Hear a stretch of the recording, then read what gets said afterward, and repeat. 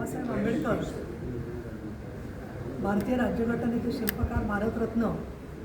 यांचा 135वी जयंती आहे आणि दरवर्षी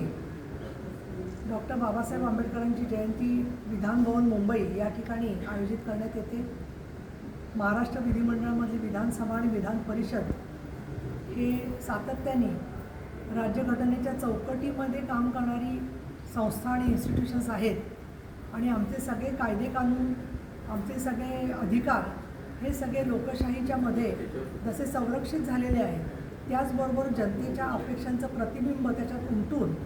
सुप्रशासन व्हावं या दृष्टिकोनातून आमचा प्रयत्न असतो। आज महामानवांना आम्ही इथे सर्व विधिमंडळाचे अधिकारी श्री भोळे, श्री आठवले, श्री साठे आणि आमच्या सामाजिक आणि राजकीय क्षेत्रातल्या सगळ्या शिवसेनेच्या पदाधिकारी कला शिंदे, संगीता चव्हाण आणि सर्वजणींनी इथे आदरांजली व्यक्त केलेली आहे। आणि महिलांसाठी जे डॉक्टर बाबासाहेब आंबेडकरांनी काम केलं त्याच्यामध्ये हिंदू कोड बिलाच्या माध्यमातून विविध कायद्यांचं संहितीकरण करणं, त्याचबरोबर मिताक्षरा आणि दायभागा हे जे कायद्याचे भाग होते त्याचं सुसूत्रीकरण करणं, याचबरोबर हिंदू कोड बिलाला विरोध झाल्यावर बाबासाहेब आंबेडकरांनी राजीनामा देऊन स्वतःच्या प्रश्नांबद्दल, समानतेच्याबद्दल ते सातत्याने आग्रही राहिले। याच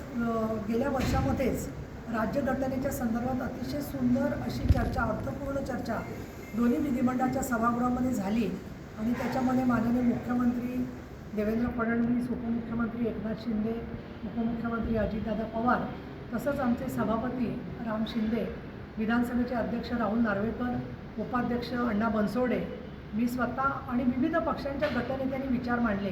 आणि त्याच्याही संदर्भामध्ये आम्ही सातत्याने आलेले जे काही नियम बदलायचे असतात त्यामध्ये देखील राज्यघटनेचा आधार घेऊन काम चाललेलं असतं। मानव अधिकारासाठी हा जो संघर्ष बाबासाहेबांनी केला त्याच्यामुळे संपूर्ण देशभर नव्हे तर जगभर जे जे विषमतेचे बळी झालेले आहेत त्यांच्याचबरोबर ज्यांना समतेचा आग्रह वाटतो असे सगळे रूढी राहतील। आजही मानवामध्ये जात, विविध प्रकारची धर्मांधता, सक्तीने केलं जाणारं धर्मांतर, लहान मुलांचे बळी,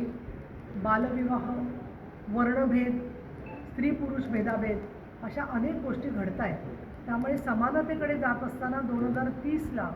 सस्टेनेबल डेव्हलपमेंट गोल्सकडे आपला जो प्रवास चालू आहे त्याच्यामध्ये no one should be left behind, कुणालाही मागे न सोडता सर्वांनी एकत्रित सबका साथ सबका विकास करायचा आहे, हीच आमची भूमिका आहे। आणि म्हणून विधिमंडळामध्ये आज आम्ही अभिवादन करत असताना पुढील वर्षासाठी चांगल्या प्रकारे कार्याचा संकल्प केलेला आहे।